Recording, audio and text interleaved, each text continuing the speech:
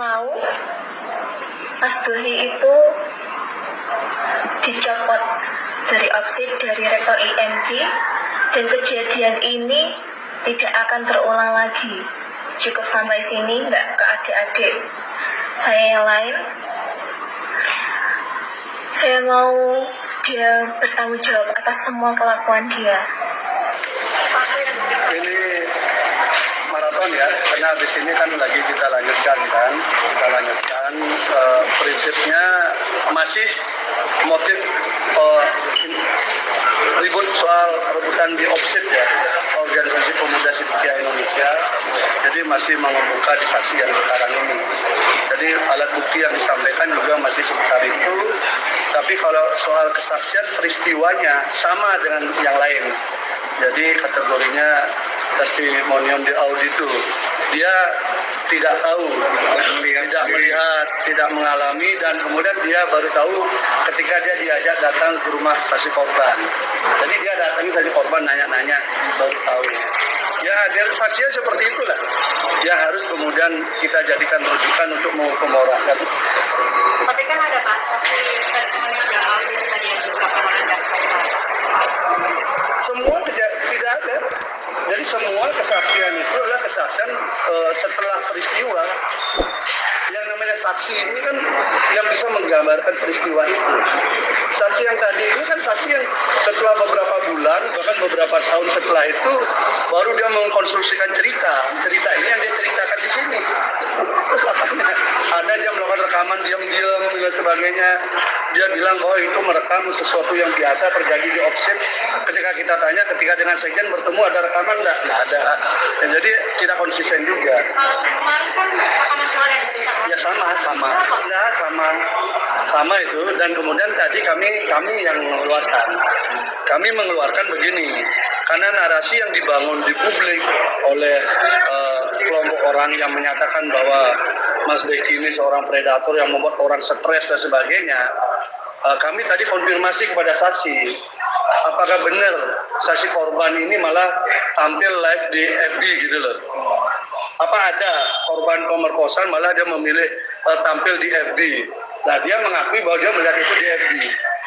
Tetapi saksi yang kemarin mengatakan bahwa saksi yang sekarang ini bersama-sama dengan dia ngerekam itu.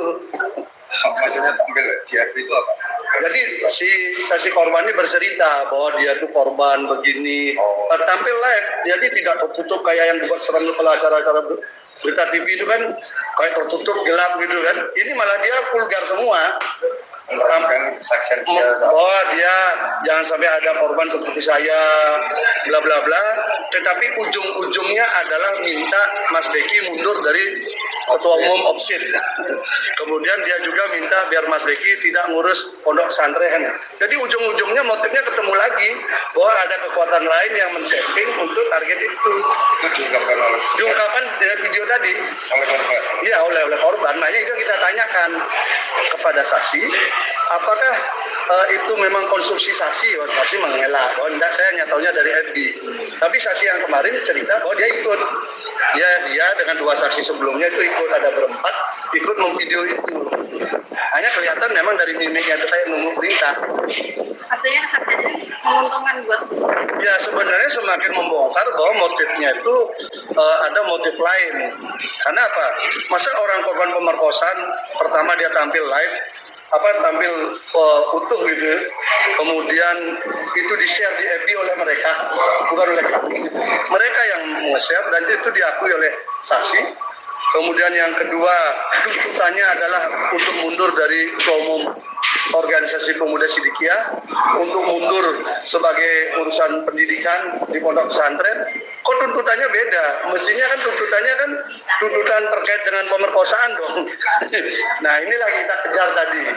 Kalau persyaratan Ya. korban memberikan kesaksian itu keterangannya satu kesatuan dengan tuntutan itu atau itu sesuatu Satu kesatuan dalam video itu. Jadi dia menerangkan bahwa dirinya diperlakukan urusan asusila. Dia berharap bahwa jangan sampai ini terjadi pada adik-adiknya nanti, bla bla bla bla bla. Tetapi kemudian yang menjadi ujung dari cerita video itu biar Mas Deki ini mundur sebagai ketua umum organisasi pemuda Sidikiyah. Kemudian dia tidak lagi mengurusi pondok pesantren. Jadi ujung-ujungnya ternyata itulah motifnya. Di dalam satu video itu muncul, dan itu saya tanyakan kepada saksi. Saksi mengatakan melihat itu di FB. Ini aja bedanya dengan saksi kemarin. Kalau saksi kemarin mengatakan saksi ini ikut bersama-sama merekam itu. Jadi saksi ini merekam Ikut bersama-sama rombongan merekam. FB itu yang isinya seperti yang Bapak Ya, sampaikan tadi. tetapi saksi tadi mengelak bahwa dia hanya tahunya dari FB. Tapi saksi yang kemarin mengatakan dia ikut dalam rekaman itu gitu. Saksi kemarin ya, dia ngerekam bersama dia, tapi ini katanya enggak. Tapi dia mengakui bahwa dia sering bareng-bareng ke sana kemari. Dalam konteks ini saksi ini berperan sebagai apa? Dia organisasi pemuda Sidikiyah bersama yang dia, yang kemudian dia menyatakan mundur dari OPSID.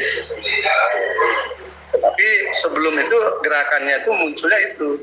Jadi intinya adalah ada perebutan organisasi sebenarnya, akhirnya ketemu motifnya. Kemarin kan udah muncul nih, sekarang lebih diperjelas lagi.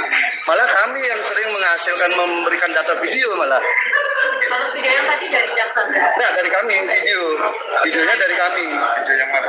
Video pengakuan korban. Nah kalau jaksa itu rekaman suara. Rekaman apa? Tapi sama Rekaman ya, suara beda. apa yang hari ini? Rekaman suara enggak sama dengan yang kemarin, udah 3 kali itu rekaman ketika rombongan mereka ini mendatangi Mas Deki, mendesak itu dengan rekam. Tapi rekamannya hanya 2 menit dan enggak begitu jelas juga targetnya apa, kan haknya jaksa. Kelihatannya serem tapi kami dengar nggak ada apa. Yang paling pasti yang kita udah ketahui adalah ternyata masih seputar rebutan itu.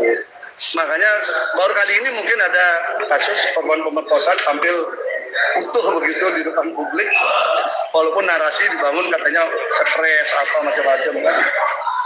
Oh nggak berani keluar rumah apa, ternyata enggak juga. Makasih Pak. Ya. Gede.